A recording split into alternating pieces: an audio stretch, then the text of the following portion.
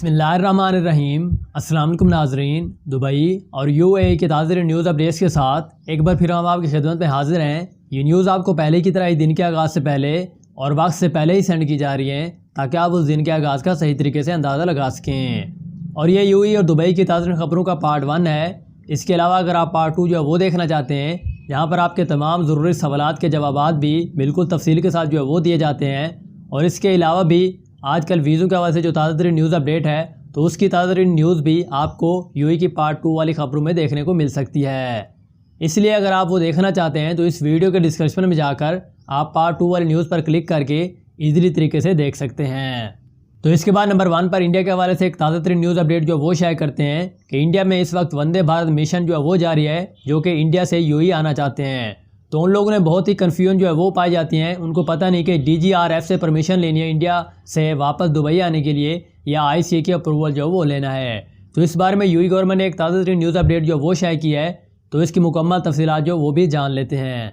तो उसके मुताबिक उन्होंने कहा है कि एयर इंडिया एक्सप्रेस ने एक ब्लॉग में कहा है कि हिंदुस्तानी रिहायशी जो मुत्तहदा अरब इमारात में अपनी वापसी का इरादा कर रहे हैं, उनके लिए रवानगी और खारजा अमूर के डायरेक्टरेट के एक जायज़ इजाज़तनामे की ज़रूरत है और उसकी मंजिल दुबई या शारजा है। तो इस बारे में मुसाफिरों को मुल्क के किसी भी दूसरे हवाई अड्डे में दाखिले की शनाख्त और शहरियत के लिए फेडरल अथॉरिटी की मंजूरी भी दरकार होगी।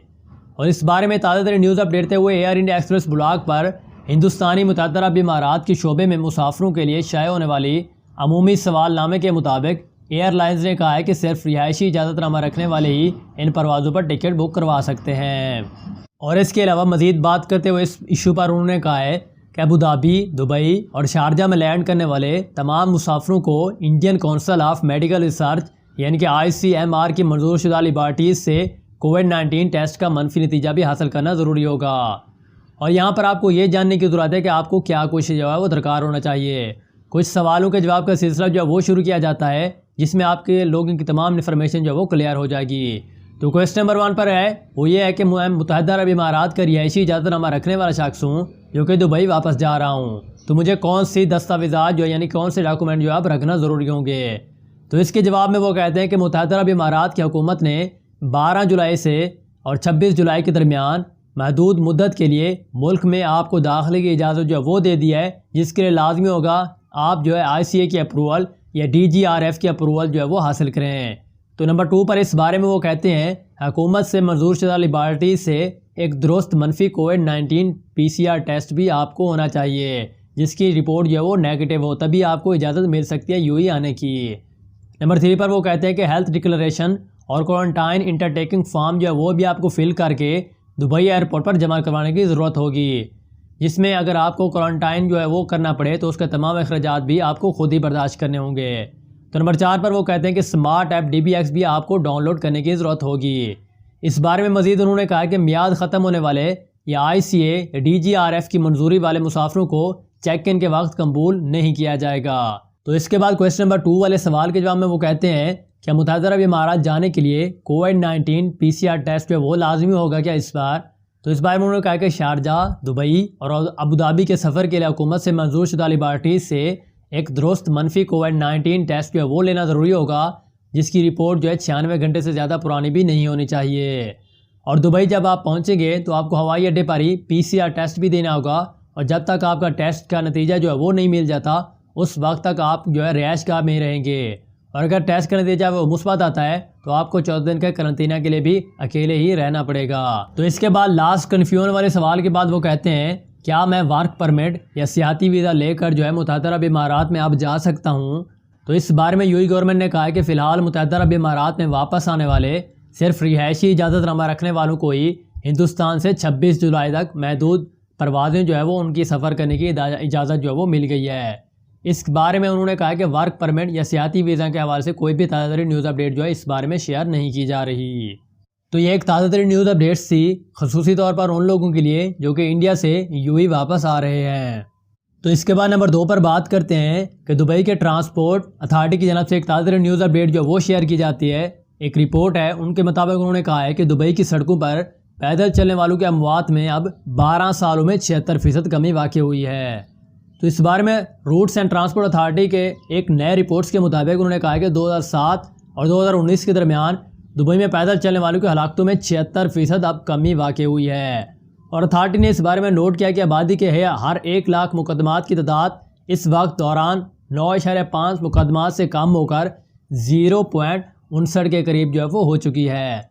और इस बारे में RTA के डायरेक्टर जनरल और chairman board of executive director Mattar Mohammed Al Tayer ने कहा है कि दुबई में तामीर शुदा फुट पुर्जों की अब तादाद जो है 2006 में 13 पुलों से बढ़कर 2020 में 116 पुल हो गई है। और इसके नतीजे में ट्रैफिक की हिफाजत की कारकर्दगी के इशारे और अहदाफ सड़कों पर पैदल चलने वालों की हलाकतों में कमी की अक्कासी करते हैं, जिनमें पहले ज़्यादा हादसा वाक़ होते थे। तो ये एक ताज़ा तरीन न्यूज़ अपडेट थी जो कि RTA ने जारी की थी। तो इसके बाद नंबर 3 पर UAE से ताज़ा तरीन न्यूज़ अपडेट जो वो शाये करते हैं कि UAE का होप मार्स मिशन उसकी तैयारियां जो मुकम्मल तौर पर जो वो कर ली गई हैं और बैटरीज भी मुकम्मल तौर पर अब चार्ज कर दी गई हैं।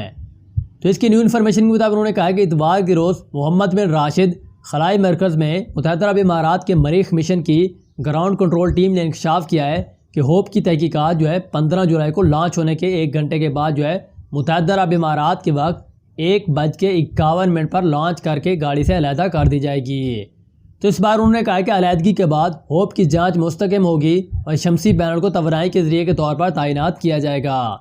और यहाँ हतमी तैयारी बुध के रोज़ रेड सियारे के पहले अरब मिशन से जमा हो रही हैं, क्योंकि एक बैटरी चार्जिंग भी मुकम्मल हो चुकी है।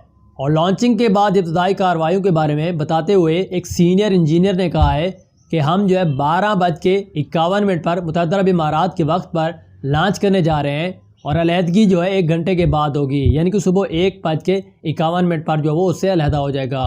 और इसके 1 घंटे के बाद जो है पहला इशारा मिलने की तवक्को जो है वो भी ज़ाहिर की जा रही है, जिसका वक्त जो है UAE गवर्नमेंट ने बताया है UAE टाइम के मुताबिक 2:51 या 2:54 होगा।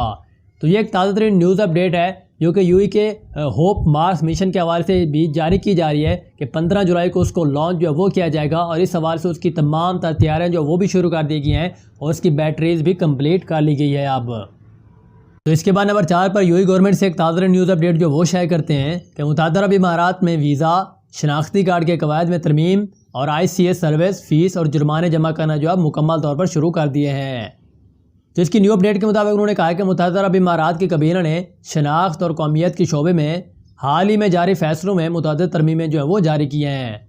और मुत्तहिदा अरब इमारात की काबीना के एक सरकारी बयान के मुताबिक मुख्तलिफ शोबों में वापसी और कारोबारी तसल्सल की हिमायत के साथ ये तरमीम जो है वो जारी कर दी गई हैं।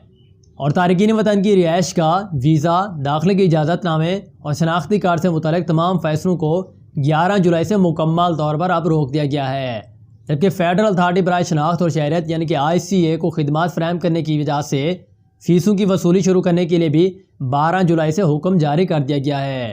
तो ये एक ताज़ा न्यूज़ अपडेट्स है कि जो भी उन्होंने काम जो वो किया था मुकम्मल तौर पर आप जो उनकी मनसूख जो है वो कर दिया है, एक्सटेंशन जो वो कर दी गई थी और उनकी जुर्माने की फ़हरिस्त पे है या रीन्यू का काम जो है 12 जुलाई से मुकम्मल तौर पर जो है वो शुरू किया जा रहा है।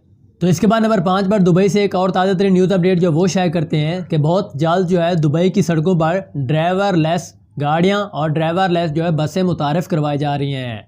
तो इसकी ताज़ा न्यूज़ अपडेट्स के मुताबिक उन्होंने कहा है कि जल्द ही आप दुबई में ड्राइवर के बगैर बस पर सवार हो सकते हैं। और हुकाम ने हफ्ते के रोज़ ऐलान किया था कि दुनिया का पहला खुद से चलने वाला रोबोट बस जो मौसम के तमाम हालात को संभाल सकता है को इमारात के पायदा शहर में पायलट जो वो किया जाएगा। तो ये एक बहुत ही अच्छी खबर है तमाम UAE वालों के लिए कि आप जो है जो बसें लॉन्च की जा रही हैं या बसें लॉन्च जो मुस्तकबिल में फ्यूचर में की जाएंगी वो जो है ड्राइवर्स के बगैर होंगी और उनको रोबोट से चलाएंगे। तो ये एक बहुत ही अच्छी खबर है कि UAE जो है मुल्क के बदलते हुए हालात के पेश नज़र ख़ुद को भी बहुत जल्द जो है वो अपग्रेड जो है वो करता जा रहा है।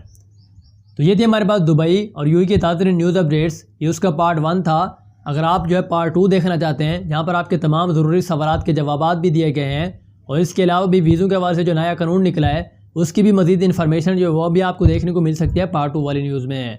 तो देर ना करें, इस वीडियो के डिस्क्रिप्शन में जाकर आप पार्ट 2 वाली न्यूज़ भी इसी तरीके से देख सकते हैं। तो इंशाल्लाह मिलते हैं आपसे कल वाले दिन एक ताज़ा न्यूज़ अपडेट्स के साथ। दीजिए इजाज़त। अल्लाह हाफिज़। Thanks for watching.